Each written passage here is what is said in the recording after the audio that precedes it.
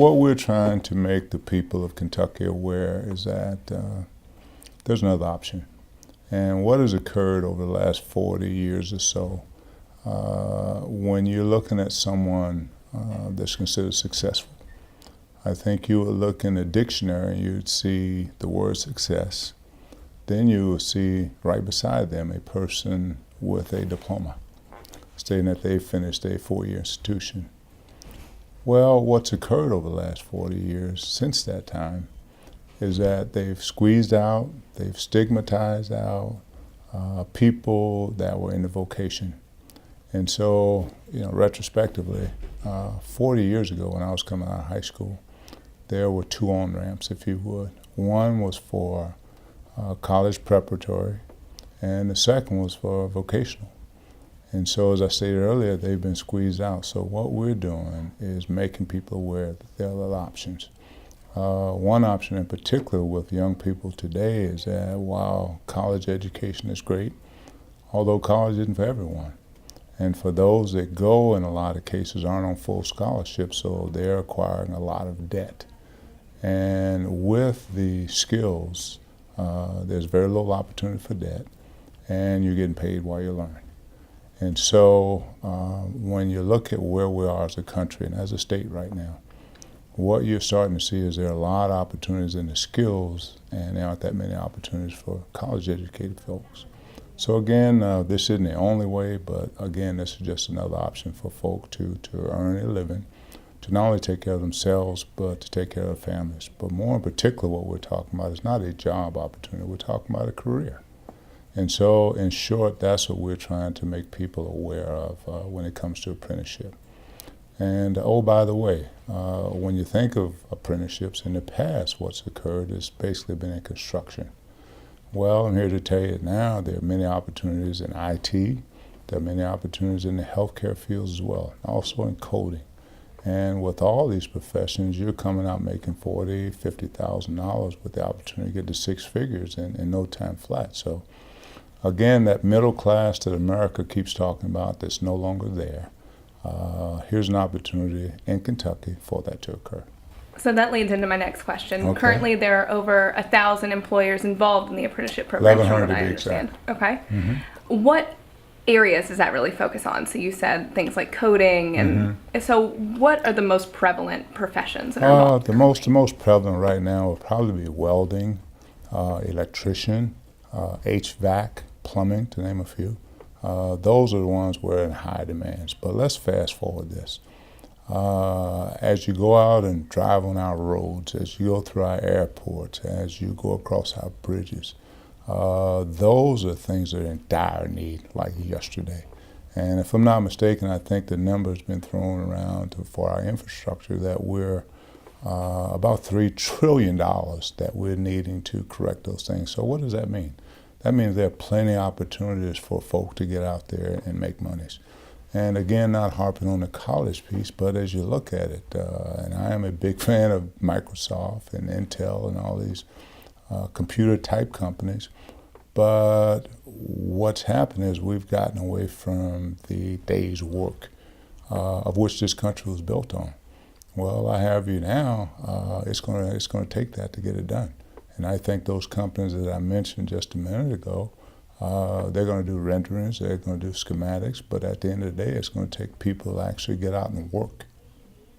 Now, are you all looking for more partners to Absolutely, absolutely. What we're looking for is twofold. We're looking for new partners, of course, but also we're training these folk that when new businesses that desire to move to Kentucky, the one thing that we know for certain, they're not going to come here and then we go out and train these folks.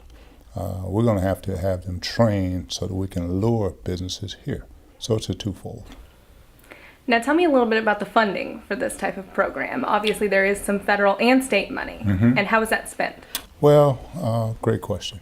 There are 2 or 3 things we can talk about. One, we're very fortunate that the legislators and the governor signed a $500,000 bill that would allow us to use monies to go out and recruit businesses as well as recruit young people. Dual credit, there's $15 million out there that which a person in high school could They could go through, you could take up to 6 credit hours your senior year. That could be either in shop work, vocational work, as well as college preparatory. And then the last, of course, the governor signed a $100 million bill of work skills, which is under Secretary Heiner's area. The cool part about that is there's a secondary, post-secondary, and a community element involved. So what you get is you get a young person that is learning, they then get trained, and then they go to the workplace. And so it's a 3-prong effect, which I think is really innovative. Now, are you all going to try and reach out and find more ways to get people involved in these type of programs? Because obviously, people in high school don't necessarily think about this type of stuff. Mm-hmm. It's not the first thing on their mind. So what are we going to do to educate people about getting involved? Well, let's back up before we educate them. I think there are 2 tables that need to be set. One is the dinner table. I think our parents need to be informed because they are the ones that really kind of push young people, into careers, if you would. Second, I think there needs to be conversations at our high schools with their counselors so that they're aware that there are other options as well as college. So I think once we get those 2 tables set, then our groups will get out around the state, as I mentioned, with the $500,000 at $250,000 per year. We'll have a number of folk that are going around the state talking to counselors, as I stated, talking to PTA groups, and certainly talking to businesses, because the thing that we, as a labor team, labor cabinet, we're trying to, if you would, not be the long hand of government. What we're working as more as a facilitator. We're going to facilitate the schools, the businesses together, and we marry them, and then we step back. Now, what impact do you think this could have on economic development overall? You touched on the fact that it could bring business to the state. How do you think this is going to have an overall impact? I think it's going to be very, very impactful. It's going to be impactful to the state because we're going to be putting more people to work, so that affects our tax basis. When it comes to bringing other companies to our state, if you don't have a skilled workforce, I can tell you, they're not coming. And so we're going to work like the Dickens to ensure that we have a skilled and ready workforce.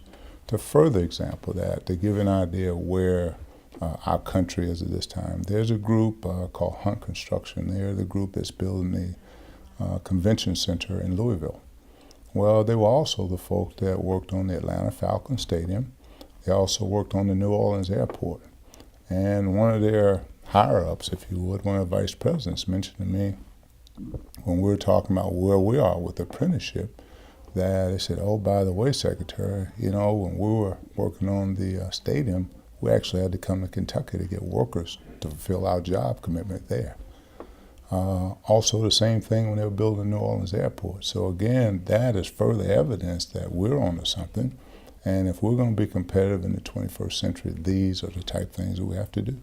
The thing I want them to be aware of is this is a great opportunity. In the state of Kentucky, where there's a group of folk between the age of 18 and 64.